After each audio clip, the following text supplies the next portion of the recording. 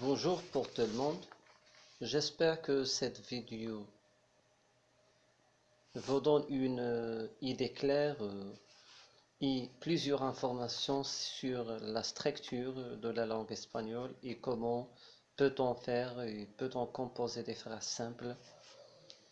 Donc cette vidéo ou cette technique ou les techniques de ces vidéos-là vont vous aider à comprendre plus la langue espagnole, mais à travers votre compréhension de la langue française. Grâce à votre compréhension de la langue française, vous pouvez comprendre facilement la structure de la langue espagnole. Et comme on dit, la langue espagnole et la langue française, elles s'approchent, comme elles s'approchent les deux autres langues, l'allemand et la langue anglaise. Donc, commençons dans cette vidéo. Cette vidéo est la 4e vidéo. N'oubliez pas de regarder les autres vidéos. Donc, notre cours, ce sont des phrases simples, mais à une situation donnée. Quelles sont les phrases qu'on peut utiliser dans une classe?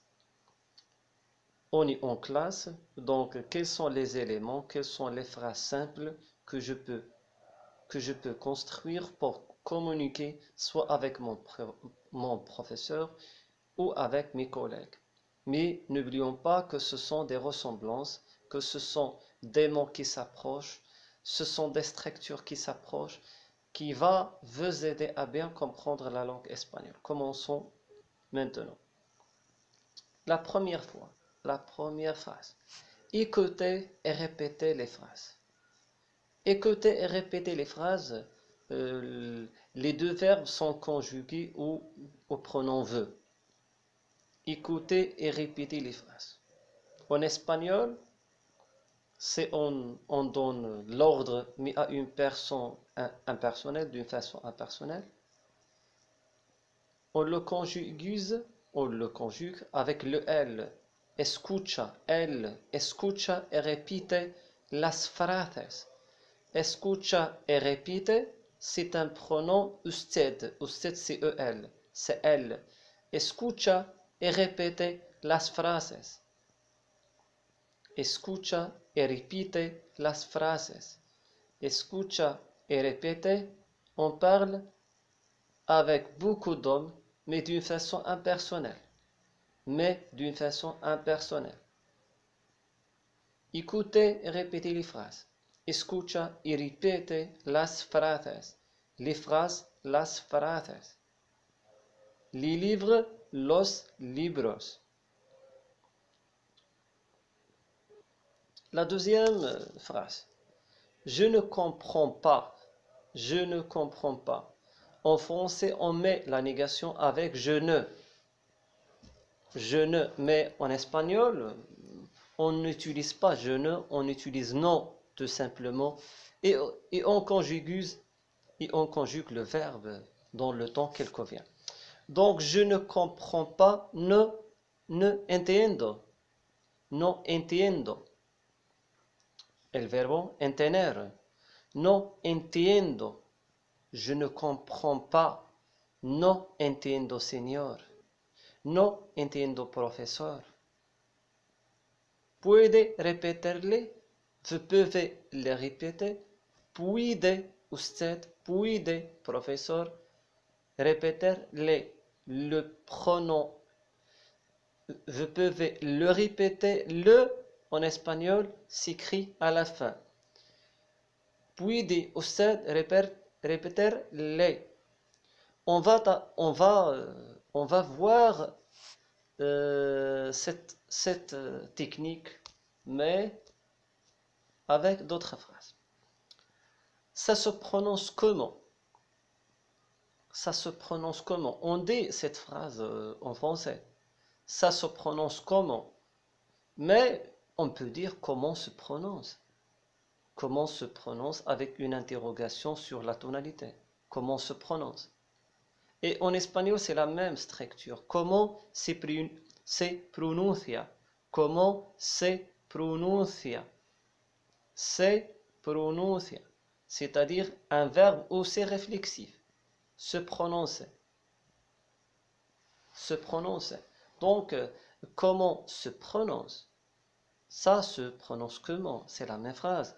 Comment se pronuncia? La quatrième phrase, comme on a déjà dit. Vous pouvez l'expliquer encore une fois.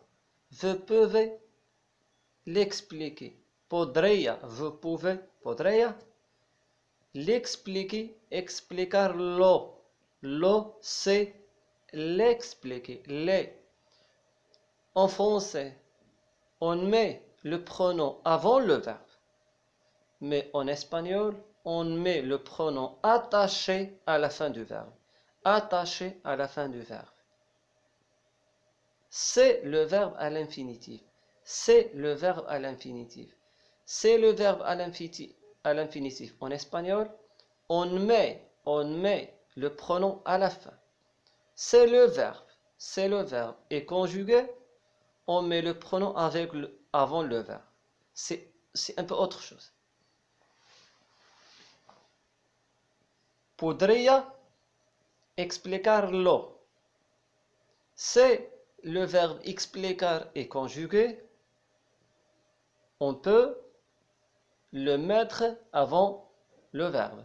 Podría le expliquer. Le hablo. Lo entiendo. C'est-à-dire lo, elle vient avant le verbe. Mais c'est le verbe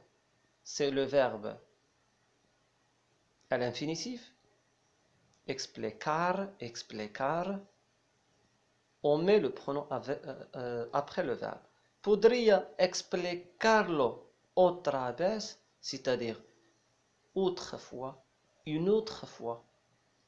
Podría explicarlo otra vez, baisse sur la fois. Je l'ai oublié. Je l'ai oublié. C'est la même chose.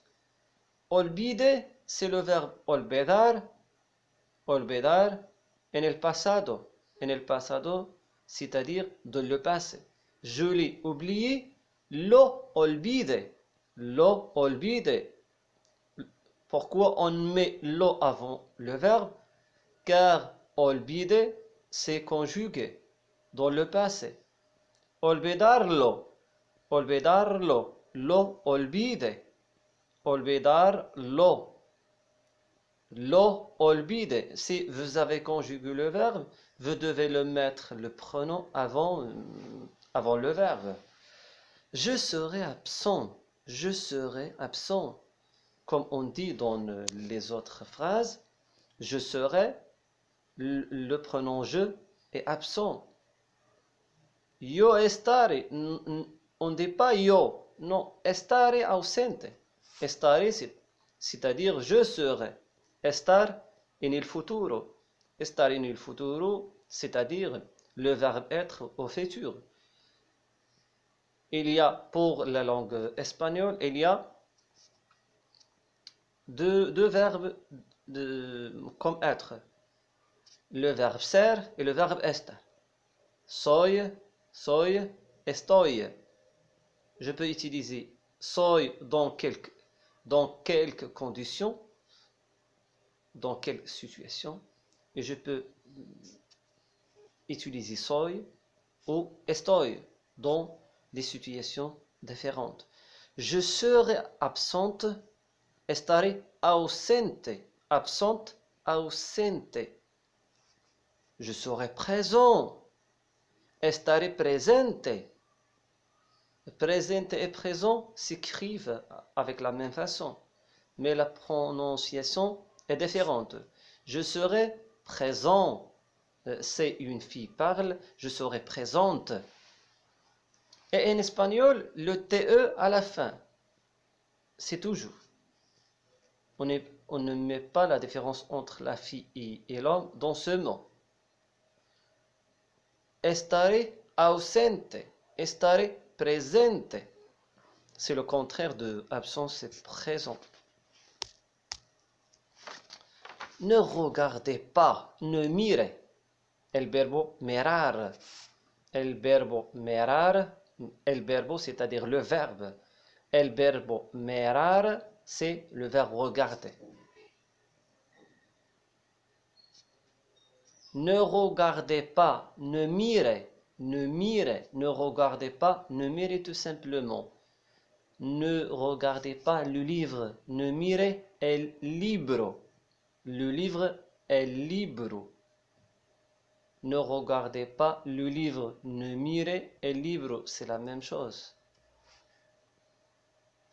Et c'est la même chose, ne regardez pas, ne mirez, c'est-à-dire on parle avec une personne d'une façon impersonnelle. Comme dans l'examen, expliquez la phrase suivante. Le verbe expliquer, c'est une obligation, c'est un ordre donné à une personne inconnue. Expliquer, toute personne qui est en examen, la question est orientée vers lui. Expliquez cette phrase ou répondez à ces phrases, répondez à ces trucs-là. Fermez le livre, fermez le livre. Fiere, fiere, le C se prononce fier. Fiere, fiere el libro. Fermez le livre. Fermez le livre pour ne pas tricher la réponse au livre. Si vous avez fait un cours et le professeur va vérifier si vous avez bien retenu la leçon ou non, c'est toujours fermer le livre pour citer, pour se rappeler les informations sans lire et sans revenir au texte original. Donc, fermez le livre, fiere el libro. Fermez le livre, fiere el libro. Fermez le livre, fiere el libro. La 9e phrase, c'est pour quand? C'est pour quand? Lorsqu'on dit c'est pour quand,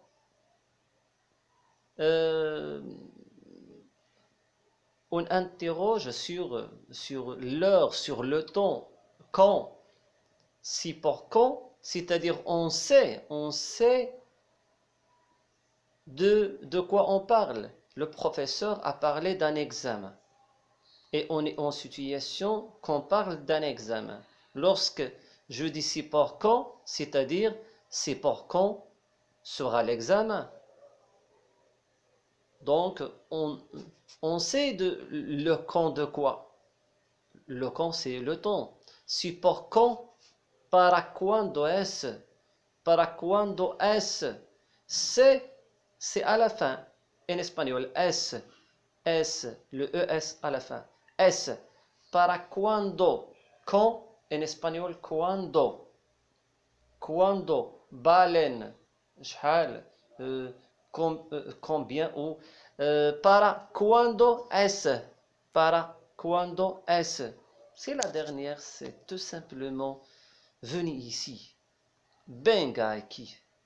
Venga aquí. Venez ici. Venez. Venga ici, aquí. Venga, venez ici. Venga aquí. J'espère que cette vidéo va vous plaire.